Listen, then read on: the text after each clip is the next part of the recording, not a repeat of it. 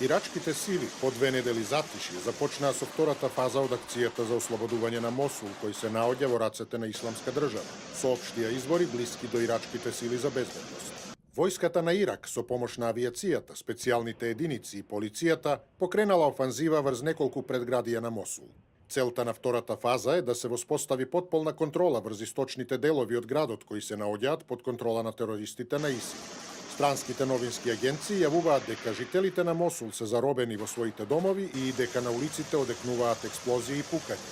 Офанзивата на ирачката војска за ослободување на Мосул, втор по големина ирачки град, почна на 17 октомври, 2 години откако градот падна во рацете на Исламска држава. На 3 ноември ирачката војска почна да навлегува во центарот на Мосул од источната страна на градот. По 50-дневни улични борби, војската ја презеде контролата врз 40 квартови од градот. Мосул е еден од првите градови кој беше заземен од екстремистите, а стана последно урбано упориште на Исламската држава во Ирак.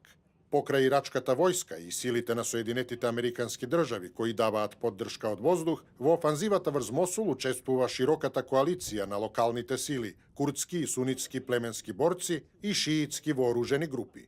Ослободувањето на Мосул би можело да доведе до протерување на Исламска држава од Ирак, со што џихадистите би биле ограничени само на Сирија, каде се наоѓа и Рака, градот кој го прогласија за престолнина на својот калифат.